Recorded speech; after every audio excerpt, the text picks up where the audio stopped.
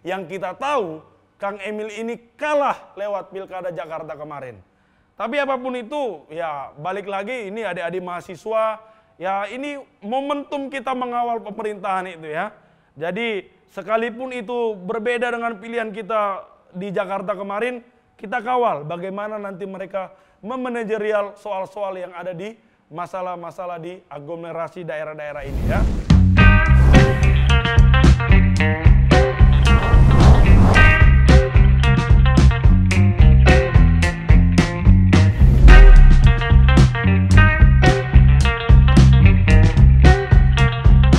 Apa kabar adik-adik semuanya? Sekarang memang momentum kita menantikan pelantikan Mas Pram dan Bang Dul untuk memimpin kota Jakarta. Tapi sebelum masuk pada pelantikan, sudah ada pertemuan antara Ketua DPRD DKI Jakarta. Nah, kalau sekarang bahasanya sudah DKJ ya, Daerah Khusus Jakarta, yang dipimpin oleh Bapak Koirudin dari PKS, bertemu dengan Mas Pram ya. Ini langsung aja kita bahas ya. Pertanyaan pertama, Pak, gimana tanggapannya soal pertemuan Ketua DPRD Jakarta PKS dengan Mas Pram? Nah, jadi ini membuktikan ya Mas Pramono ini akan berkoalisi dengan PKS ya. Jadi memang statement dari PKS sudah sangat clear menyatakan bahwa pilkada kami kalah ya. Sudah mengakui kekalahan, tapi bukan berarti kami harus di luar dari pemenang Pilkada Jakarta ya. Jadi tidak harus menjadi oposisi. Kita juga bisa berkoalisi untuk bagaimana membangun Jakarta ke depan ya. Ini menurut saya sebuah apresiasi besar kita berikan kepada PKS. Karena bagaimanapun juga nanti partai-partai yang ada di Kebun Sirih mungkin akan merapat kepada pemenang. Saya selalu mengatakan bahwa Mas Pram dan Bang Dul ini bukan tipikal politisi yang mencari lawan ya. Justru tipikal orang-orang yang mau merangkul lawan-lawan politiknya. Karena bagaimanapun juga ketika eksekutif nanti di Balai Kota Jakarta dan di DPRD Kebun Sirih kalau sudah bersatu, itu artinya kebijakan-kebijakan yang pro dengan rakyat itu dengan mudah untuk dilaksanakan. Jadi hari ini berita ini sudah rilis, kita mendukung dan sangat mengapresiasi yang dilakukan oleh Ketua DPRD yaitu dari Bapak Koirudin PKS. Kita dukung pasti, hal-hal baik pasti kita dukung ya. Yang kedua, Undang-Undang DKJ sudah disahkan. Ada Dewan Aglomerasi di bawah Wapres Gibran. Wah, ini lagi-lagi isunya merambat lagi dengan Mas Wapres Gibran ya. Ya ini kalau bicara soal DKJ ya, berarti ibu kota negara hari ini sudah dinyatakan sah yaitu Kalimantan Timur. Berarti sekarang ada Daerah Khusus Jakarta dan sudah dibentuk itu namanya aglomerasi ya untuk daerah Jabodetabek Jur. Dan Mas Gibran akan menjadi steering komite atau ketua dewan pengarah ya. Ya menurut saya ada hal positif yang bisa kita lihat di sini ya. Misalnya ya banyak komentar netizen bahwa Mas Gibran ini kerjanya apa sebenarnya kan begitu. Kok tiap hari kerjanya ketemu anak-anak kecil bagi-bagi susu. Ya mungkin nanti di sini ya kita bisa masyarakat bisa melihat bagaimana sepak terjang Mas Gibran ini ketika memimpin aglomerasi ini.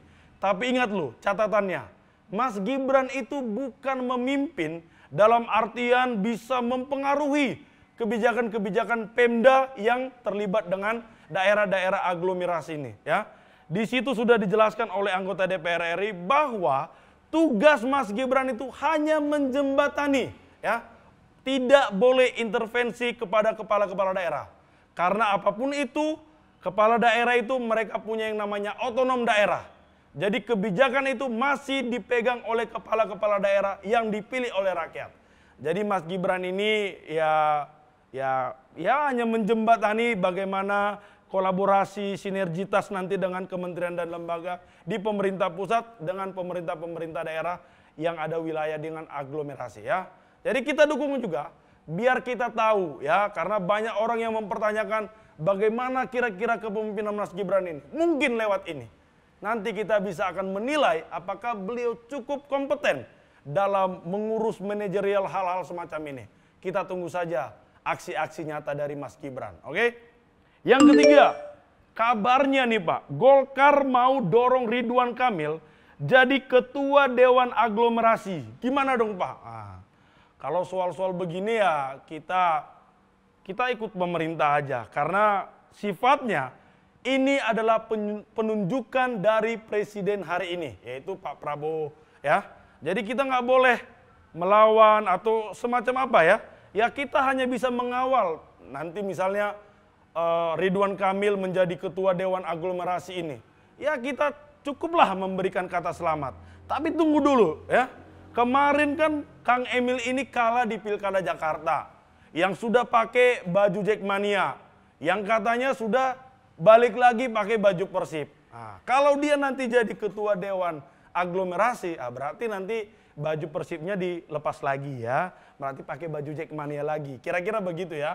Jadi memang kita nggak tahu nih, Ridwan Kamil ini apakah memang tidak punya kompeten yang dulu kita anggap beliau ini menang wali kota Bandung, menang sebagai gubernur Jawa Barat, punya potensi yang luar biasa. Hari ini seolah-olah digendong-gendong, diarah-arahkan, bahkan semacam difasilitasi untuk mendapatkan jabatan-jabatan baru. Yang kita tahu, Kang Emil ini kalah lewat Pilkada Jakarta kemarin. Tapi apapun itu, ya balik lagi ini adik-adik mahasiswa, ya ini momentum kita mengawal pemerintahan itu ya. Jadi sekalipun itu berbeda dengan pilihan kita di Jakarta kemarin, kita kawal bagaimana nanti mereka memanajerial soal-soal yang ada di masalah-masalah di aglomerasi daerah-daerah ini ya. Berikutnya nih, pertanyaan terakhir. Kira-kira gimana hubungan antara presiden dengan gubernur Mas Pram nantinya Pak? Ini menarik ya. Kalau kita lihat ya, kita runut lagi kronologisnya bagaimana dulu mediator antara Pak Jokowi dan Pak Prabowo. Itu Mas Pram ini punya andil sebagai mediator. Kemarin juga soal Prabowo dengan Ibu Ketua Umum Megawati Soekarno Putri, juga Mas Pram yang menyampaikan surat. Itu artinya komunikasi Mas Pram ini bisa masuk kepada siapapun, termasuk Presiden Republik Indonesia hari ini.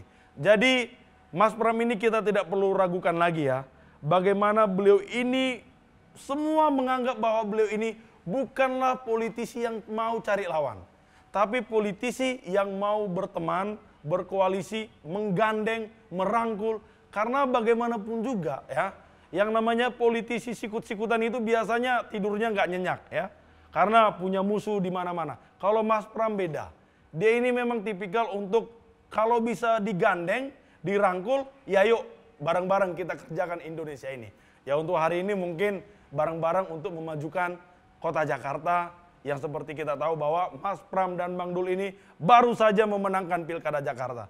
Jadi menurut saya tidak perlu kita khawatir soal kemenangan Mas Pram ini hubungannya dengan Pak Presiden nanti. Kita berikan dukungan kita kepada Mas Pram, kita percaya beliau akan menyerap apa yang namanya program-program pusat. Contohnya sarapan pagi bergizi itu juga nanti akan diterapkan di Jakarta. Internet gratis juga akan diterapkan di Jakarta. Jadi memang tagline Jakarta Menyala itu benar-benar kita akan rasakan. Salam Jakarta Menyala.